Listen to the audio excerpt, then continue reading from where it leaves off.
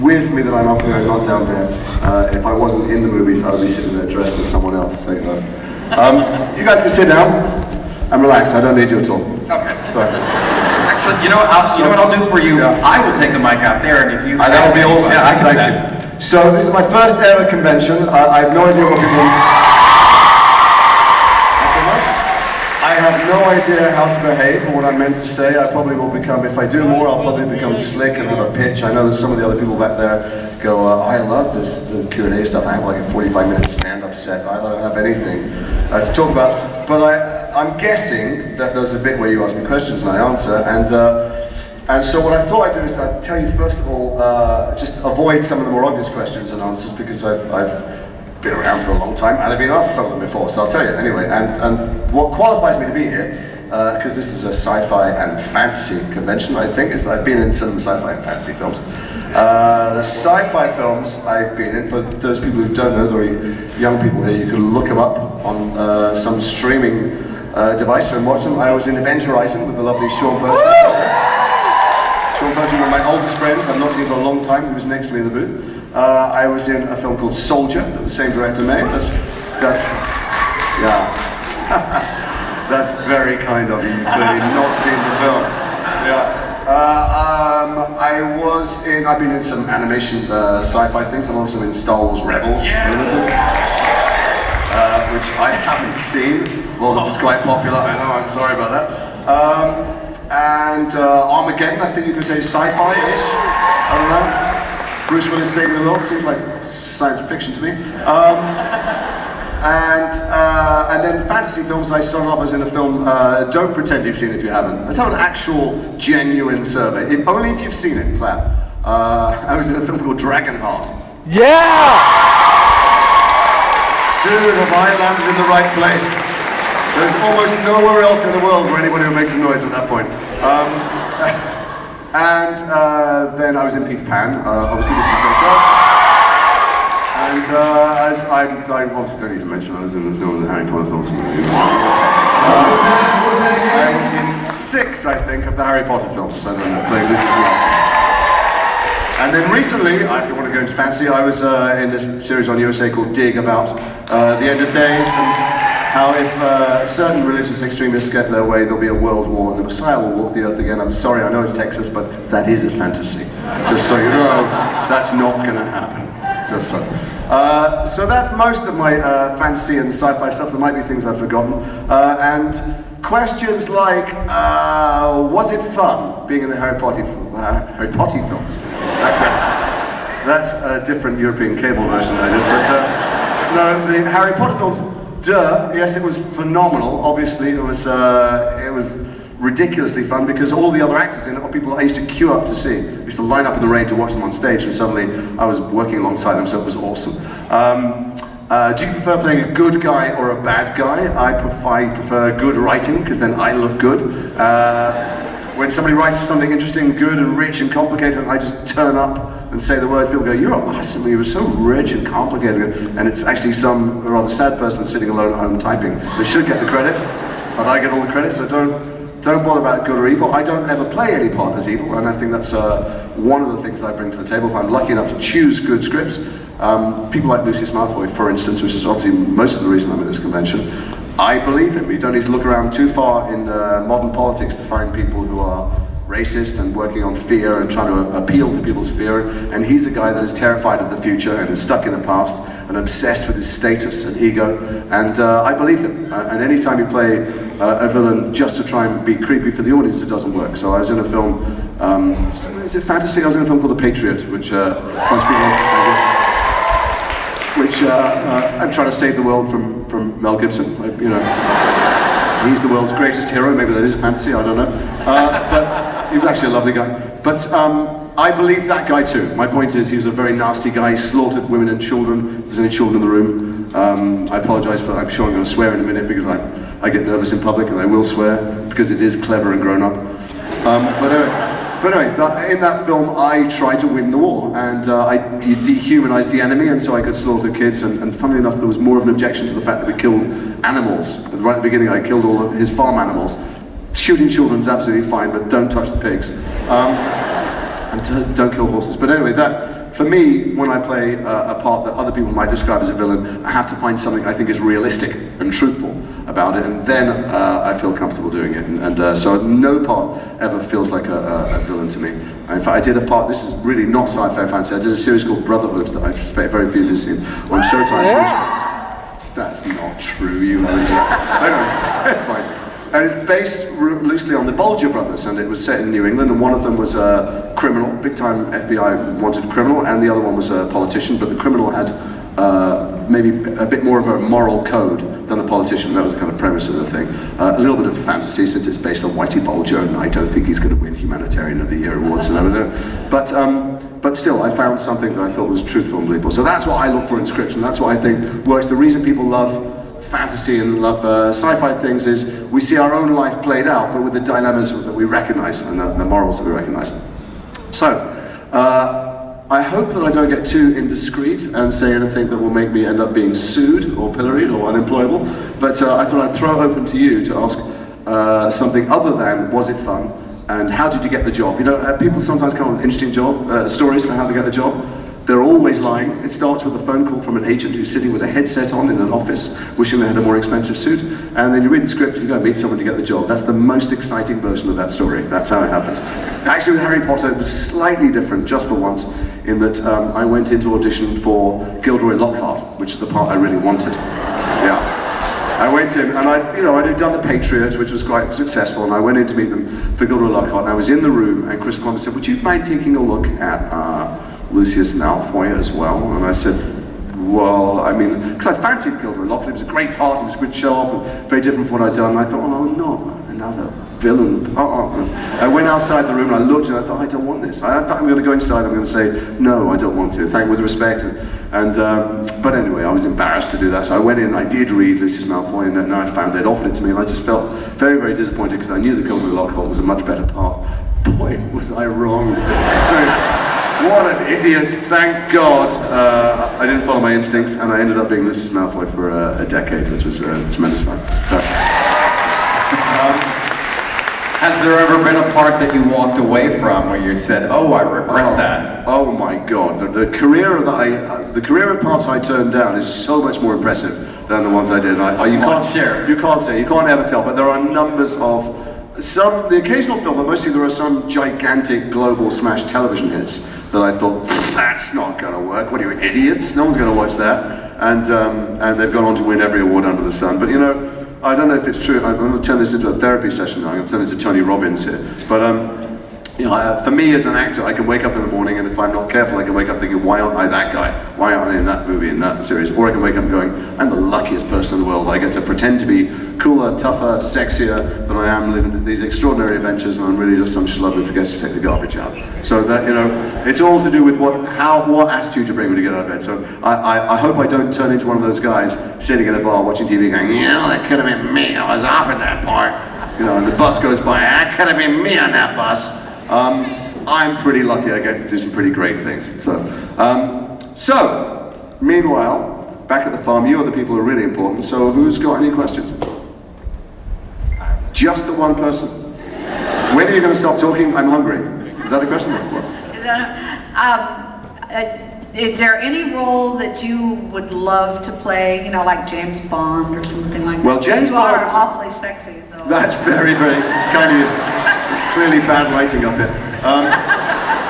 Well, James Bond, Daniel Craig and I played lovers for a year on stage in Angels in America, so I'm biblically acquainted with James Bond. And I am here to tell you that he's one of the sexiest men on God's earth. He could almost turn me, and I'm quite heterosexual.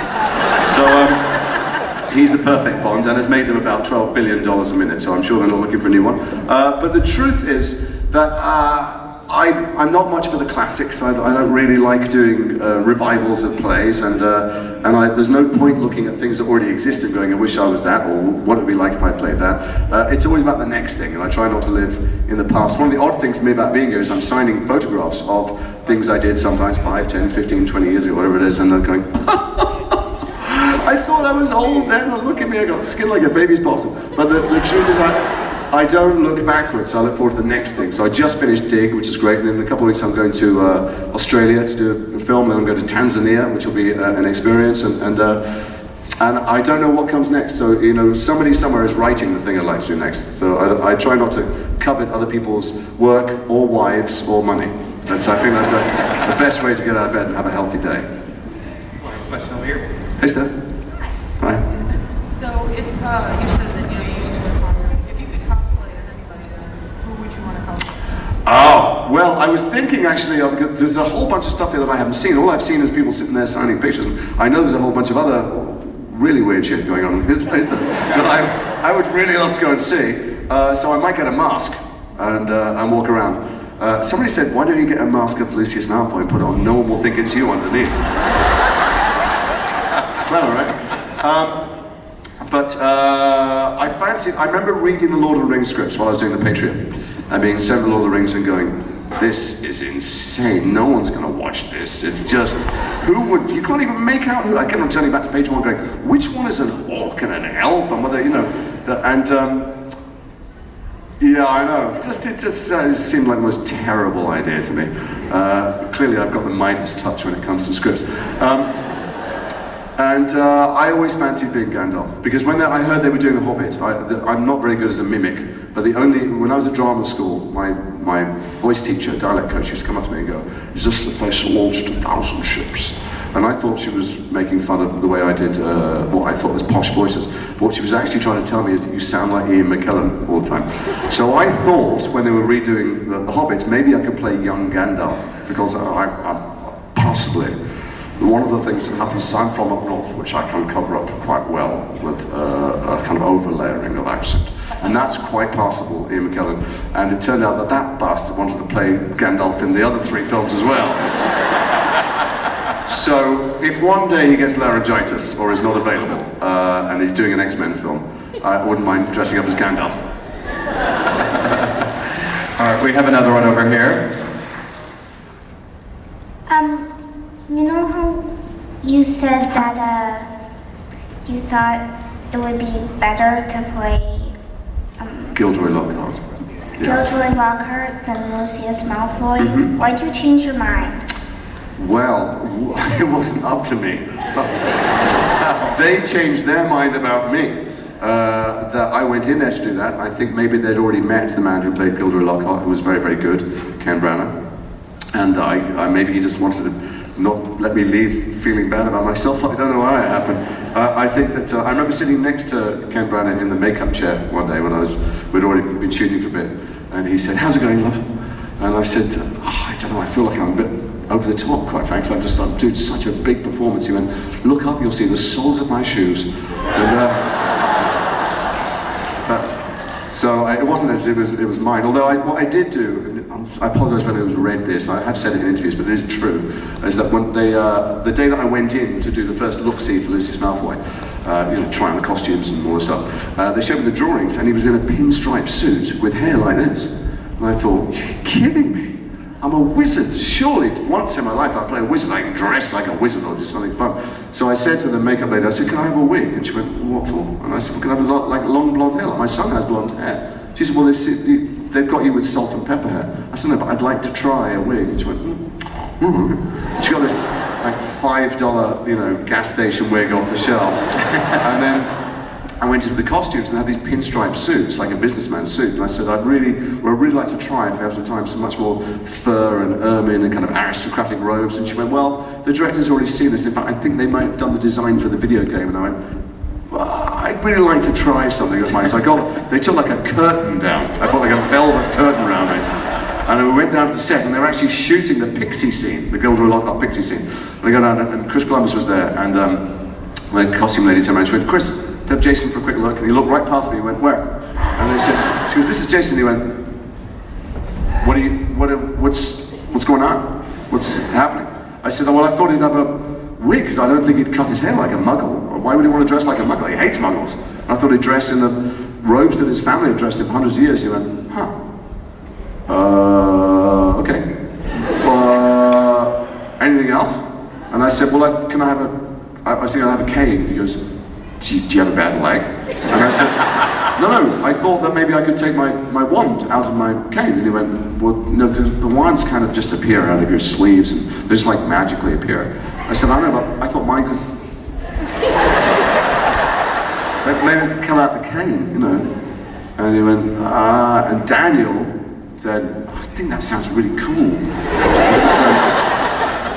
Chris went, you know what? I think the toy guys are gonna love you.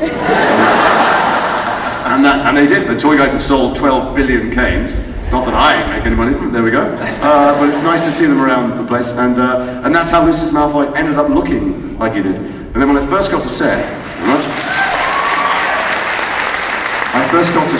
and I still had no idea how I was going to play him, what I was going to do. And there were all these amazing actors already in it. Alan Rickman, who is maybe the greatest villain that has ever lived and ever lived. Don't clap him, he's not fucking here. He's getting a round of applause somewhere else. Sorry about the language, sorry, cover her wrist.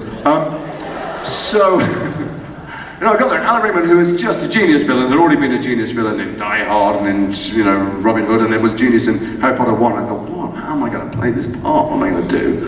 And I put the wig on, it just kept on going in my mouth. The hair was going on my mouth all the time. So I tried to keep the hair straight, I had to turn my head back. So suddenly I was looking down my nose at everyone. So that gave me a way to stand. And then I got there for the first rehearsal. And there was a guy at drama school who used to bully me, really bully me, a teacher. And he had this very haughty voice, spoke like that. We just go, your Isaac's rubbish, unwatchable. You know, I don't know if you're doing any work, but it's unwatchable. And then there was an art critic in Britain who was not born into the upper classes, but had adopted this unbelievably ridiculous voice that was really, I mean, the most painful thing. And you hear the most torture voices in the world. You listen to them on the radio, and you think it's really talking seriously. And I thought, well, maybe if I do a combination of those two, that will be, I'll try and be, you know, very, very irritating. So we got to the first rehearsal, and I ran through the scene. The first scene I did was in Dumbledore's office with the late, great Richard Harris and Daniel and stuff. That was for you, Richard. Actually, a bit of a crap round of applause for the late, great Richard Harris. We're going to do it. Richard bloody Harris. Anyway, so I got there, and it was the first rehearsal, and I was nervous, because they're all great, and they'd all done the film really nice, and they, you know, we get there, and you're just running it through without the cameras, and I did this voice, this very extreme voice, I can't remember, you know, where I can't even remember any of the lines, I remember one at the end, and I could see the director going pale, you know, and afterwards came up to me, he said, that was great, so I'm just wondering to myself, is there anybody anywhere who's ever really talked like that? And I said, well, no, maybe not. But I mean, it's a combination of there's an art critic and this teacher goes, okay, good, all right, cool.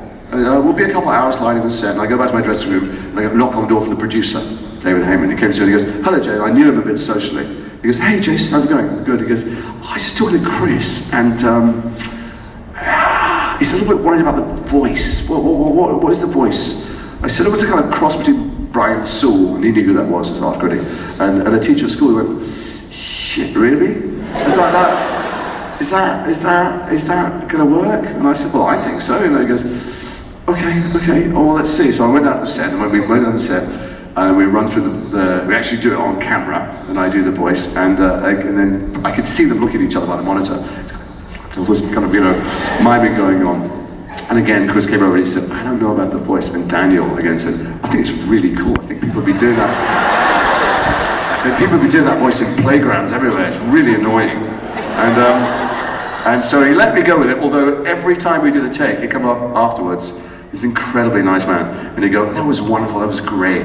Can we do it, let's do one more and maybe pull back on the voice like 80, 90%. So that's how we ended up like that. Anyway, do you have more questions? Any questions, man? I have one over here. Hello. I was wondering, since you've been in so many different fandoms in Star Wars and Harry Potter, which one's your favorite? Oh, you know, I've got two kids. It's like asking me which is my favorite. The younger one. No, it's not. Don't tell them. No. Some of the I don't know, I loved it all. You know, even the jobs I hated, I've been in some real crap, which, you know, there are not photographs out, believe me, and very few. There was one lady this morning who'd seen everything, even the very worst things that I can't bear to look at. But I've loved all of them, because what I really like doing for a living is walking in someone else's shoes. I'm endlessly fascinated by who people are, what makes them how they are, and what makes them make the choices they make, whether they're in space or in wizards or whether they're, in prison or whatever it is. I was in a TV movie that has got a lot of acclaim, and I played someone who locked someone in a basement for 20 years. Like, what makes people do that, and what do they think? They don't think of themselves as bad guys.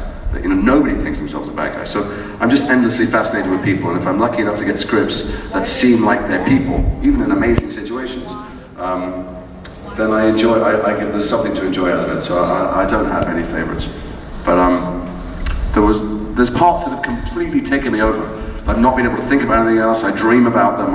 They inhabit you like a poison or something. And so I like that experience. I like extreme experiences. I like doing crazy stuff, jumping out of planes, and I like being transported. So there's parts that have transported me, and there's some parts that you're doing your lines and you're thinking about shopping, But I still love them all, and I'll love the next one. I'm about to, go and do a sequel to Red Dog, which was a very big hit in Australia that I don't think anybody outside Australia saw. You seen it? The Australian? Oh my God. So anyway, it's an Australian book. There was a big hit film there and then for kids, and I just read it and I thought, it's gorgeous. And there's numbers of projects I've done in my life that agents and representatives, all these people that find me work, go, what are you, insane? Why would you do that? And I go, because I just fancy being that guy for that day or that month. So I enjoy all of them. That's the truth. Whether they're gigantic green screen, Harry Potter films that go on for 10 years, or they're tiny movies. There's an actor called Donald Loki who's in Gotham, who's a great, great actor. And only one clap from one person. No, it's fine, he doesn't deserve it. He's up his own panel. He won't be name-checking me, I'm sure. But anyway, he wrote and directed a film called Tennis Anyone that I was in. It's a tiny film, almost nobody saw. And I'm a mad keen tennis player, and I love making that. And so I keep seeking out new experiences, and I love the little ones as much as the big ones. And you created this iconic look with Malfoy. Over here! You see my bald spot? Sorry, go on. So you've created the look, but you've also had the freedom to improvise, to ad-lib, and some That's of those true. were very famous scenes. Well, that's what's amazing about the Harry Potter films. One of the reasons they're so successful, if anybody's interested in telling stories, whether it's on, making little films for YouTube or putting plays on, creating an atmosphere of play and freedom is the only way to do it. If you constrict people, it just never works. And on that set, even though those books are iconic and people who come to the set know every single punctuation mark and everything about it, they still nonetheless created an atmosphere where you felt like anything was possible. It's a weird paradox at the same time. So that scene I was talking about, the very first scene I did, I won't take you through every day for 10 years because we'll be here for a while, but my very first day and the very first scene, I had this bit with Dumbledore, and Richard Harris is not only a great actor, but he's also the father of a man called Jared Harris that I was at drama school with. So I was a little bit nervous of Richard, so a mild ripple for Jared, he'll like that too. I'll tell him. But so I was a little bit nervous of Richard, so my opening gambit was, hey Richard, I'm a friend of your son Jared, he's the best actor in our year at drama school. I thought that was a good opening, thought that would work. And so he softened it, and Richard was telling me these very funny and very filthy and unrepeatable stories about his adventures as a swashbuckler in the 60s. And they were, jaw dropping and brilliant. And then they said, oh, ready to shoot the scene. We walk over, and his was the first line as Dumbledore. It was some, admonishing remark to Malfoy. So we sit in the chairs, and they go, and, take one, action. And he looked at me. And it's his line, so I look back, and he keeps looking at me, and just looked at me. And I thought, shit, maybe it's my line. I don't know if it's my line, I don't know. And then he kept looking at me, and I thought, it's definitely my fucking line, what's my line? Oh God, I can't believe my first take, I can't remember the line. And he waited until I was suitably panicked and pale and shaking, and then he said his line, And so I thought, oh, okay, people are bringing their top game here, this is good. So then I had to, whatever he said, he slaps me down, and then Malfoy has to kind of flounce out of the room. So I flounced out of the room, and the director said, cut, okay, let's do another one. Jason, can you shut the door on your way out? And I said, yeah, or can I just wave my hand and the door shuts by magic? He goes, yeah, sure. And I went, that's good, isn't it? And I said, I like this. And then I said, sorry, I wasn't really focusing. Exactly where is Dobby? Where's Dobby gonna be? And they went, well, wherever you look. Where do you want Dobby to be? And I went, like there next to me. And they went, oh, cool. Well, we'll see where you look and we'll put him there. I went, oh, okay, yeah, let's go. So then we do the thing, and we turn around. Sorry, but physical action. I would have stood on the table, but it could be dodgy. But I turn around from Dumbledore's desk, and I go like that, and I walk down the stairs, and I flick my cane. And Chris goes, we do the take, and I wave my hand, the door shuts by magic. Magic was a fishing wire, just so you know, fishing line. And Chris goes, okay, let's do another one. Jason, is the floors, you want to polish the floor? There's a slippy up there. I said, no. He goes, is your shoe? What was the thing with the foot? I said, oh, I kicked Dobby down the stairs. And he looked at the special effects guys, who are always there with their boards measuring tape and stuff, and he went, I said, okay, cool. He said, what was did you do the thing with your cane? And I said, yeah, when he tried to stand up, I hit him on the head. And I went, oh, okay. So we do it again, with all the stuff, and then he goes, I think it's good, I think we got it. Anything, anybody got anything? And I said, I kind of feel like I need an exit line, because he just tells me off, and I just, walk out of the room. I just feel like he's just too proud a man to have an exit line. He goes, like what? I said, I don't know, something. He goes, oh, let's do one, try something. So we did the action, the whole thing, and Dumbledore says what his last line is to me, and I turned and I looked at Daniel, and I said, let us hope that Mr. Potter will always be around to save the day. And Daniel stepped forward, puffed his little chest out, he was only 11, and he went, don't worry, I will be. And I walked down and I thought, shit, he's good, isn't he? Blimey.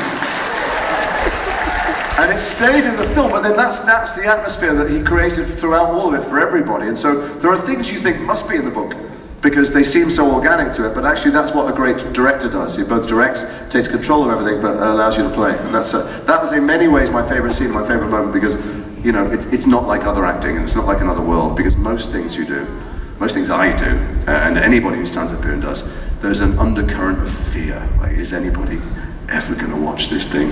Is anybody going to buy a ticket? Is anybody going to tune in on TV? And then the Potters, you just knew everybody loved them already, which is a great feeling. I had a question about Peter Pan, which I think is the best adaptation of that story ever. And Yeah, I bet. Me too. Yeah. How did you attack that role? What inspiration did you use to play? Well, the weird thing is about Peter Pan is that people think they know the story, and what they're actually talking about is a Disney cartoon, which has nothing to do with the story at all. I mean, it's completely unrelated to the story. So, it's like watching Hogan's Heroes and thinking you know what happened in the Second World War. It's just like that's a really obscure reference for anybody under 50 in the room. But so Peter Pan, the original play and book by J.M. Barrie, is about a girl, Wendy, who hits puberty. It's a very mature work for children. It's about how in those days, if you're a little kid, and then suddenly you were a woman, there's a little girl who's told, you know what, you've reached that age, now we're going to marry you off. And it's scary as shit, to be a kid. And I've got a little girl who's just reached puberty, and she will get to have all those adolescent years of, this stuff and going to shopping malls and whatever else it is that teenagers do, lock themselves in the room and do. But back in that day, it was about, you were suddenly an adult. And he wrote this terrifying book about that and about mortality. So that night, she dreams of a world in which people don't grow up. And she dreams of a little boy who still has his baby teeth. And she dreams of sexual predators who look like her dad, because it's the only man she knows. It's a really interesting, complicated book. And no one had ever made that story before.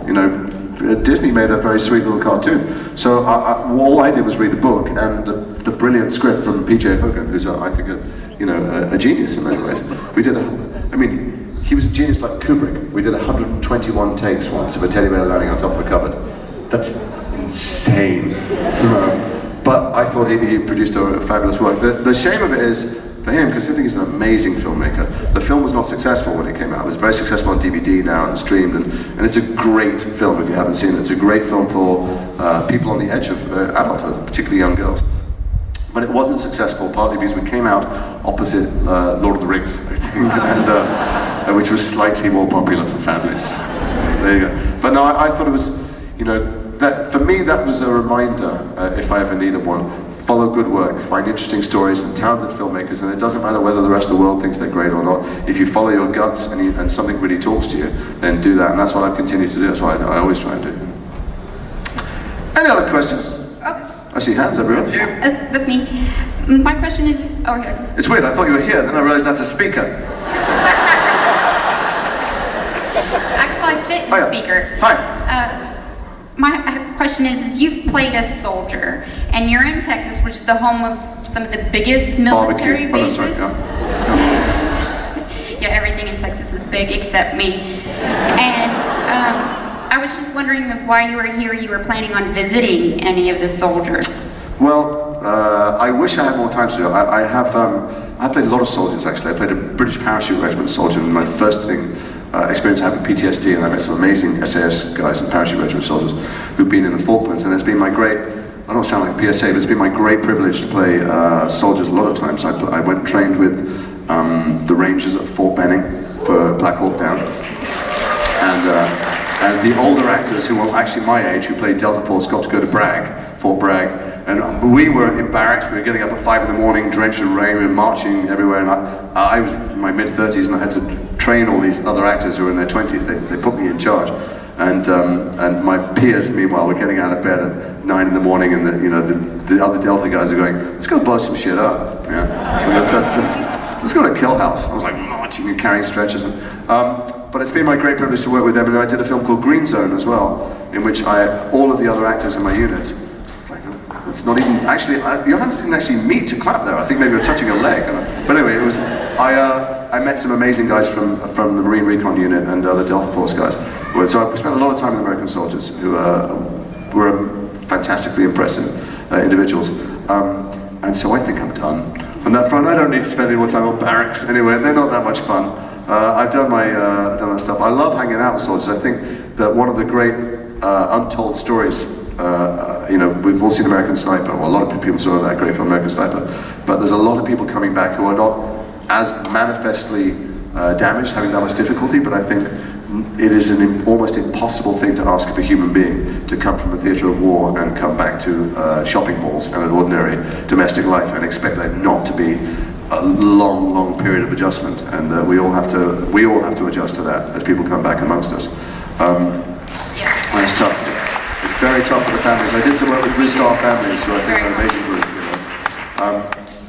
But I think we'll see more and more of those stories. I think that actually this is a very sophisticated storytelling out here. If you look at the stories about Vietnam, they're all they're pretty much telling the same story. And certainly my generation, my notion of what Vietnam was based on the movies. And there's a responsibility on filmmakers to actually try and tell truthful stories about what happens, because pop culture becomes the received version of history. And so my friend, I've got a friend called Paul Greengrass, who's a great filmmaker, made the Bourne films, and made United 93, and made Captain Phillips. And he made the Green Zone because he thinks it's important that in pop culture, through popcorn entertainment, we tell stories about the real world that we live in, and that for the next generation, that will actually become their notion of history. So the question was, am I visiting anywhere else? No. This is my entire experience for Texas. My hotel room, and this gigantic building. When people ask me how Texas was, I'm going to say it's very well lit and square. Haven't even had any barbecue. Desperate for an animal that's been killed on my behalf. Sorry. Hi, Jason. Hi. Over here. I was just wondering. You're not in there? Oh, okay. Talk to me. I was just wondering what your Patronus would be. What, my? Patronus? Oh. Skunk, probably. Yeah. I don't know. I'm not a believer in anybody else saving anybody. I think it's all down to you. I thought that, no, I'm going to criticize Joe Rowling, one of the greatest storytellers ever. But I'm not a big believer in anybody coming to save you. I think it's all down to us and how we treat each other. Wow, it's something that's spiritual. I'm going to pass the collection plate around in a minute. We have time for another one here. Stage left. Hey, so does that mean you'd be Wow, on it's so long Patronus? since I've been on stage. I can't remember what stage left is. Stage left is that way. Yeah, I think I've noticed that you're excellent at dishing dirt on Richard Harris, so thank you for that. And that you're remarkably good at impressions. I had no idea. Of Ian McKellen. That's it. That's all you get. I'd like to hear another one, but my actual question that I came up for was, tell us more about Jackson Brody and playing an adult romantic lead male, and let's talk about some non-sci-fi adult roles, and how do you make Kate Atkinson write faster? Well, so that will be a question that applies to at least 4 people in this room. I'm sure you're all thrilled that you came. I've played a number of detectives. He was a private detective who worked in Scotland, based on these brilliant books, Jackson Brody books by a woman called Kate Atkinson, who was slumming it when she wrote detective fiction, because she's actually a proper novelist. And that's why the adaptations were so great. And a slightly broader question that might apply is what is it like for me, who's played some villains, to play the hero and get the girl and catch the bad guy? And it's awesome. What do you think? You know, the only thing is, I have a wife and kids, and you know, you might think it's fun. It's not that much fun getting naked with strange people in front of a film crew. Everyone's incredibly respectful of women who take their clothes off, as they rightly should be, and they just ridicule men who take their clothes off all the time. Dropping to the floor doing push-ups all the time. So I played a detective on a series, that was fancy, a thing called Awake on NBC, which was, thank you very much, thank you very much. Oh no, there's nothing worse than a mild ripple of applause. Shoot me. Do it right. Thanks. And that's why it was cancelled. But anyway, it's nice to solve the crime and get the guy, but actually, get the bad guy. But the truth is, you really want to play people who are trouble. Nobody buys a ticket to a movie or switches on the TV to watch The Village of the Happy People. You want to see people who are having a really crappy time solving problems and challenged by them. And so the best detectives, like the guy in Dig, the series that just finished, the FBI thing, he's really a messed up dude. And you know, he can't get over his dead child. He's having sex with people and phoning his ex-wife every time from the bathrooms. I mean, this is if you're going to task anybody with saving the world, choose everybody but him. And that's why it's a good story, I think. So I love Jackson Brody because he was a kind of messed up guy. He had this one chance of love with some fabulous woman who adored him, and he completely screwed it up because he's an idiot. And those are the kinds of characters I like to play. I'm not very good at being squeaky clean. I think a lot of us would like to know, like, what... All right, two-part question here. Okay. Most yes, and difficult... 4.9. Most difficult role acting-wise, and then the most physically demanding role. Well, Dig was... I'd just been running for 9 months and jumping through, you know, waterfalls and smashing, you know, falling off. I did all the stunts in Dig. Absolutely everything, except the very first day, someone had to jump naked into a pond, and it was not very deep. It had to look like it was deep, and it was full of rocks, and they made a Russian stunt guy jump in, who had far whiter and more hairless buttocks than me. And the internet was, awash with stuff about Jason Isaacs' ass, and it wasn't mine, but everything else is me. That's the most physically demanding thing I've done. But the most difficult role, is that what you asked? Although I played a guy, now you really will have to search the internet if you want to find this. It's called Scars. And it was a one-off piece for British television. It very nearly got, a channel cancelled, and they got us all arrested. There was a documentary maker who had met a very, very violent man, a man who'd spent his life steeped in violence and terrible violent crime. And he had asked him, and he said, look, can I film you? No, can I record you talking about violence? And then I want to tell a story about a violent person. I'll just use it as the basis for a script. And so he started to record this guy, and the guy wouldn't stop talking. Like me now, probably, they're trying to get me off the stage. But no, he talked for over the course of a year, he talked for like 50 or 60 hours, and he had a nervous breakdown as a consequence of these interviews, because he began to realize the damage he'd done to people. The people he'd carved up, people had burnt, people had run over and killed and stuff. So he had a total nervous breakdown, then he started to threaten the documentary maker, then he came back to him and went, this has been the best thing that's ever happened to me, and it's a slightly deranged person. Anyway, the documentary maker went to the film company and said, here's the script I've written based on that, and they went, yeah, your script sucks, but the interviews sound really interesting. And so he asked the guy, he said, can I get someone to act out your words? If I change the names and places where you tell me who the people you killed and stabbed and burned, can I get someone to act out your words, because they're your words about growing up in a hell? And he said, yeah. So I got this transcript, which was just completely horrifying. And it was just me, it's a monologue. Everywhere that he did the original audio interviews, we did a filmed interview. So if he was in the van, he smoked a lot of drugs, or if he was in his workplace, or if he was at home whispering with his wife in the other room. And we acted them all out. Some, not 50 hours, just 1 hour of it. And, but I was steeped in this, just a lifetime of violence and terror and damage and self-hatred. And it was all I could think about. It was just me on camera. It was just me reading the scripts every day, and just me bringing this thing to life. And it was a dark, dark place to go to. And it was about a month. I had to get away from my wife and kids. I couldn't stay at home anymore. It was really, and it terrified me, because this is a guy who, if you beeped him, you cut him up, you pulled in front of him in traffic, or he did and you beeped his horn, he would probably get out of the car with a wrench and open your head up. And he has killed so many people. And when the documentary maker in the audio interview says, how do you get away with it? He says, you don't understand. people like me get away with anything. You see, middle-class people think that you're protected by the law or restraining orders. I've carved people up in daylight with carpet knives. I've smashed a traffic warden's, a parking meter guy, head open with a motorcycle helmet till it was like a watermelon. He goes, no one ever testifies against people like me. People just won't go to court. So I was in a very dark place thinking everybody around me was carrying weapons, was going to kill me, or was going to kill anyone. You know, I honestly have not beat my horn once since in my car, because you never know who's around you. And it was a horrible experience. I felt like I was poisoned. I felt like I, you know, moral cancer for 3 weeks. And I will tell you now, that was the most enjoyable working experience I've had in my life, because I love to be someone else, and that I was completely someone else. And that is the sick thing I do for a living. And I apologize, but if you find it, and I don't find it, but people complained to the channel because they thought it was the real guy, and they're like, why would you give airtime to a guy like this?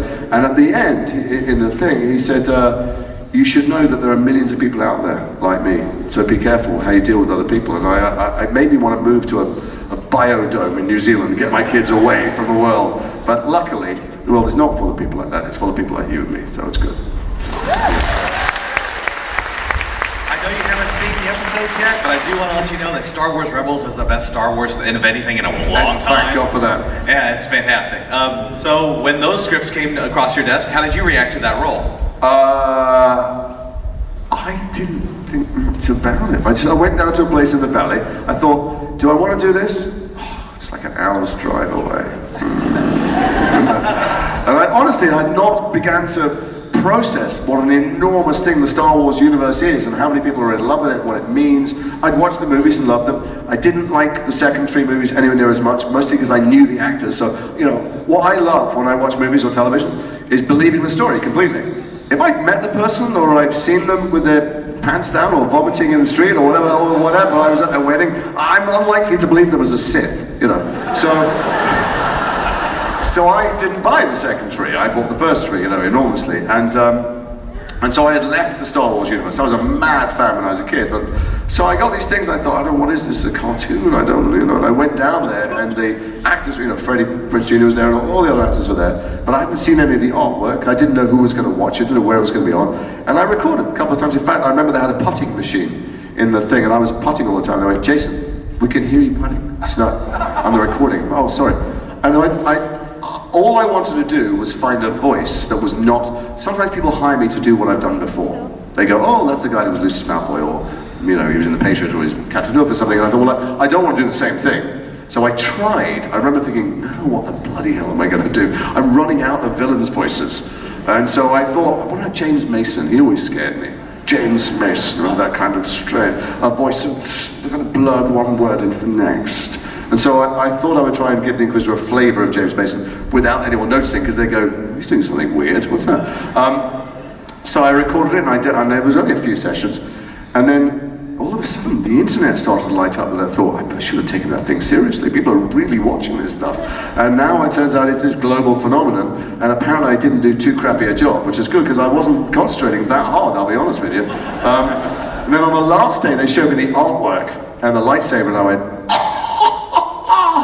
that guy's awesome. He's got the coolest lightsaber. I mean, I've got the coolest one in the Potter films. I've got the coolest lightsaber in the Star Wars sequence. So I'm now thrilled that I did it, but I'll confess at the time I didn't think too much about it. I didn't realize how much it would be out there in the world. Which is probably the best way to act, if anyone's ever thinking of acting, is to do it like my kids do in the back garden. If you ever think, oh my God, it's a $300 million movie, and you know, thousands of executives are going to see this, and this is, then you just think like that, and your lips, you know, stick into your teeth. So the best way to be ever is same way. I still have to audition at my age, and all the things I've done, is to walk in the room and then just not care, but not ever be intimidated by any situation. I certainly wasn't intimidated by recording that. You know, something interesting. Talked to a lot of actors who will not watch their work. I'll be the judge if it's interesting or not. You just put it out there. I deserve that. All right, so have you ever just said, I'm done filming it, I'm not going to watch it? Or do you watch everything that you do? Well, I try. I don't know if I pull it up, but I try and look, walk, sound, breathe like somebody different every time. I never play this. I mean, you've never seen me playing anyone like this on screen before, because who would put this in a film, right? But So I kind of watch to check that I'm getting it right. You know, the really obvious version, if you've got a limp or a stutter or an accent, I use American accents a lot. I want to listen to check that my accent isn't slipping or whether it's consistently, you know, Dig was used to be from Chicago a bit, but I didn't have a dialect coach in Croatia, and I was thinking, does he still like Chicago? So I watch things to check. When they're closer to me, I feel very uncomfortable watching it. I can't watch, obviously, love scenes or sex scenes. I find it ludicrous. I can't believe. How does the spouse handle those? She finds it hilarious. That somebody else would have to put up with me for. Oh, you're trying that move on her, huh? What it's hysterical. I watch things. It's easier to watch things like the Potters or Peter Pan or whatever it is. When they're extreme characters, it's great. When they're more like me, it's uncomfortable. But mostly, I just want to seem like I'm in the moment. I just want. If it looks to me like I'm thinking about my shopping or trying to hit a mark or trying to say a line that's written, I'm horrified. And I just watch to see like I'm. The secret to acting. Don't tell anyone else's secret, but the secret to acting is engaging with the other person. If I look like I am listening to the other person and being affected by them, then I'm all right. So, but if I ever look like I'm thinking about myself, like, here's the bit where I show that I'm angry, here's the bit where I show that I'm tough, here's the bit where I show I'm cool or sexy, then I just ask for another take. Because in real life, even now, what I'm trying to do is communicate to you and you, and I'm not doing, oh, here's the bit that I seem smart when I'm talking. Yeah, that's it. Any final questions? Does anybody have one? All right, I can hop down here.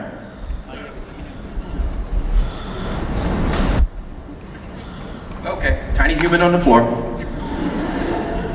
Do you always use people from your past to develop your characters? Never. Sorry, I don't know what. No. Like you use the voices. Oh, then, that's right, enough. Well, I always try and find a voice, that's the truth. Some people start with the shoes or the walk or whatever it is. For me, it's the voice because I'm from Britain, so you may have noticed that, I don't know. But I come from Liverpool, so when I grew up talking like that, which is Liverpool accent. Not very strong for Liverpool, but you know, quite mild. And then I moved to London, and everybody took the piss out of me. Everyone made fun of me at school. So I went to school one day talking like that, and I came home talking like that. All right, Mum, I'll be back at 5 o'clock, which is a London accent. Then I went to university, and they all sounded like Hugh Grant. And I thought, oh shit, you know. So I just totally adapted my voice, and I was, you know, I have a glass of Coke and a piece of cake, you know, and stuff like that. And I've always had that real social weakness. I'm genuine, I'm telling the truth. Kind of psychological weakness that I'm talking to someone, and I start mirroring their voice back. And now I've got kids, they sometimes they know, they go, Dad, you're not Australian, what are you doing? So for me, in Britain, since you can pinpoint people when they speak, not just where they live geographically, but where they live socioeconomically and their level of education and how they'd like to be perceived. You know, you've got those trustafarians, you call them in England, like people who come from a lot of money but want to sound like they come from the street. You know, so you can hear everything about people in Britain. So if you're a British actor, you need to get the voice right always. And it's what happens sometimes when Americans come over and play British characters. They kind of get the accent right, but they miss the other 12 layers that we hear when people speak. So for me, it always starts with the voice. And if it's people from the past or people I've met, Black Hawk Down, it was my drill instructor. Green Zone, it was one of the other soldiers. It's always, if I can get a voice, I feel like it's a way in for me. I think you need to be an American superhero because thanks very much. Most of them are from the UK. Right, that's true. Thank you on behalf of my brethren for opening your doors to us. One more here. When I watched Peter Pan, I have it on DVD. In the special features, you did a thing where like you walked around with a camera or something. Yeah. I couldn't stop laughing during that. How much fun did you have doing that? Well, that is an 8-minute thing called Captain Hook's Diary.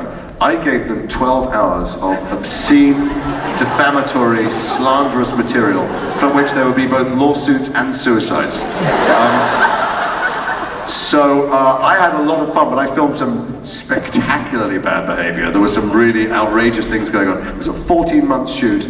All of the kids had chaperones there. Some of the chaperones were sent home. I'm not saying why. But they were lucky to be sent home and not off in a van somewhere with a straitjacket. And there was some extreme behavior. I've been around some Hollywood stuff where you go, in no other working context would this behavior be allowed. And I used to shoot all the time. I'm a geek, I'm an early adopter, I'm a comic book geek, I'm a gadget geek. I was on the internet before there was the web. I was on bulletin boards and stuff like that, dial-up. That's right. You celebrate the geek here, it's so great. Because I was a loser with no friends. Yay! and still am. But so I've forgotten the question now. It became too revelatory. But so I had an early, it's called a Sony PC7, the first mini DV consumer camera that you could shoot, and nobody had ever seen cameras before, so nobody even knew there were cameras. So I was shooting on movies where people weren't even, they would never think they were being filmed because the technology didn't exist to film people. And I remember shooting on Armageddon, for instance. I got some footage on that when everybody involved is dead, I win the lottery, I will release, which will make your jaws fall off. And I have some similar stuff from Peter Pan. So that is when I sent, they knew I'd been filming all the time. So the editors of the making of said to me, listen, send me your tapes, I'll cut something together, we'll put it on the DVD. So I sent them 12 hours of stuff. They sent a note back, they went, this is explosive shit. Do not let this get out there, but hold on to it. Because one day someone will want to see this. So that is the very sweet Disney version you have on the 8 minutes there. You can no longer do it because everybody knows now that you're filming, so they behave accordingly. But I used to get right up under things with it had a articulatable screen, so you could see that you were shooting, and I would just shoot some stuff that I can't tell you. I got one more question over here, final question. Jason, I am the one guy who really did enjoy Awake. Oh, and thanks very much. I did watch it. Did they share, since they didn't get a second season, did they share with you what they thought would happen and what their end game was? So for those who didn't see it, Awake was a television show in which I was a detective and had a terrible car crash, and I woke up from this crash in hospital, and my son had died, but my wife was alive. And then when the day finished and I closed my eyes, I instantly opened my eyes, and I was in a world where my son had survived and my wife had died. And I didn't know which one was real. I went from one to the other, and I solved cases in both worlds. And the big question for people all the time was, which world is real? And the answer is yes, I know the answer.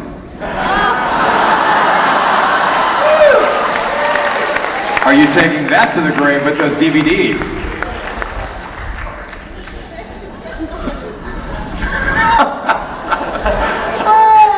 But, no, I can't tell you.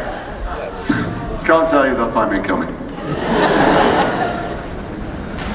And I think I wish I had a better exit line. I think that might be done. Was it 5 o'clock now? Well, how long are we talking? You're close to an hour right now. I mean, I'll take more questions, I'm fine. Let's just go back and stand there and sign. Let's stand there and sign. All right, we can do some more. I'm fine, unless Jeremy Renner's waiting to get in. I know that you said that you're a big comic book geek. What was your favorite comic book series? Well, here's the thing, I associate comic books with pain. And I'll tell you why, when I was a kid growing up in Liverpool, Sundays we used to go and get fish and chips, which is an English institution. It's a bag of oil with a little bit of potato and fish in it.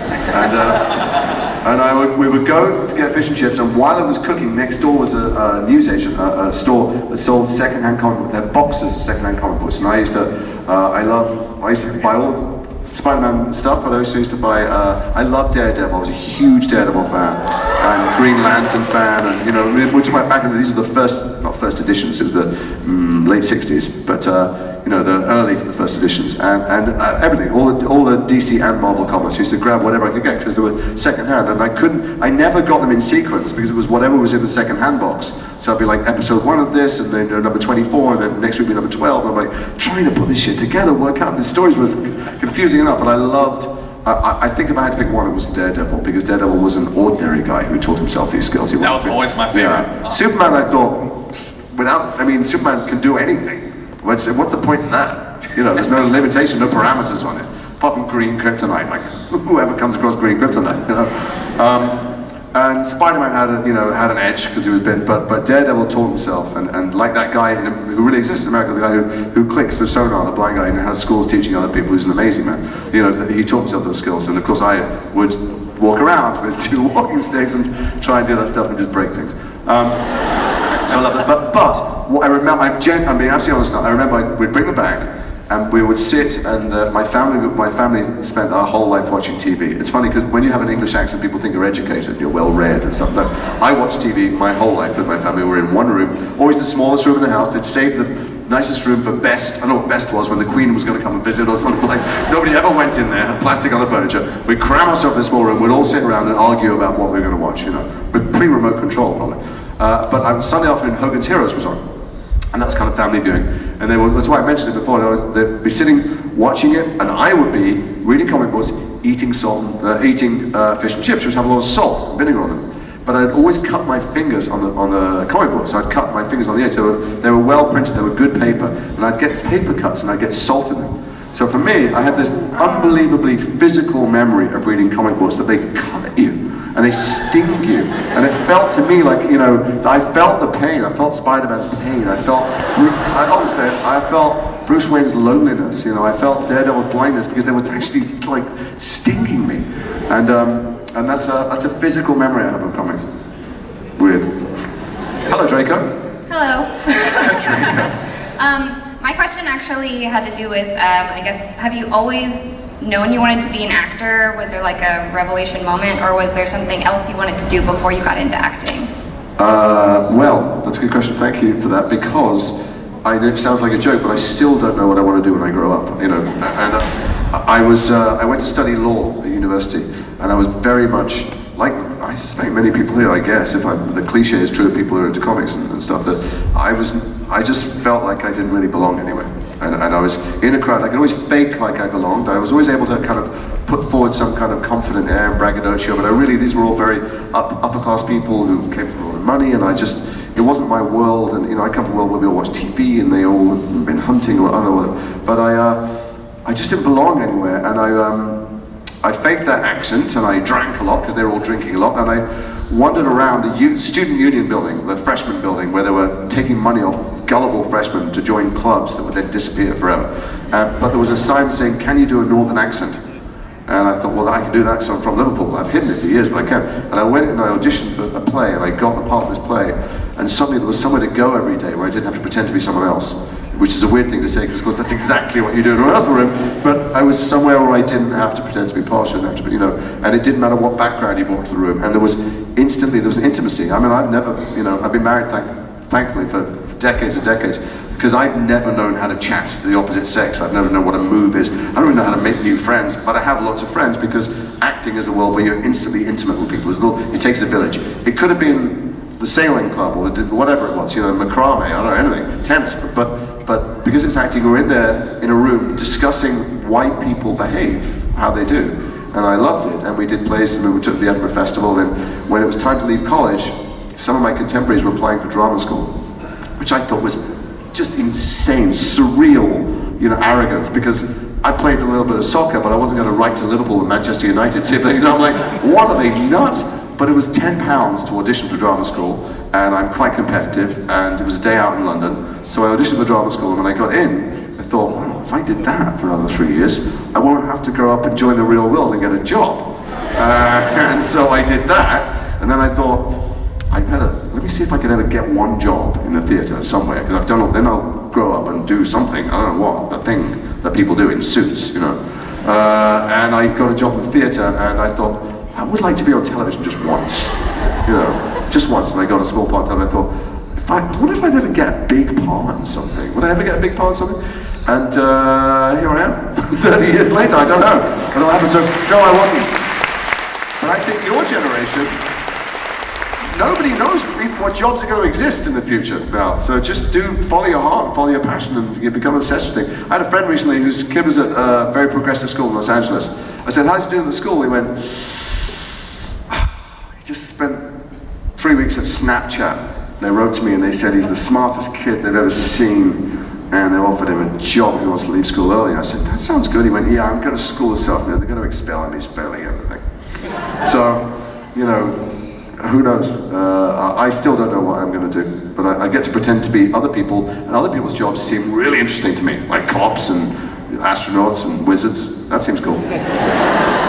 You know, we just wanted to, I think, collectively thank you, because you've created these characters and you help us escape. And thank you for what you bring to these roles, because I think we all have more of an education that it isn't just the writer or it isn't just the director, but it's a collective experience and how much you bring to the table.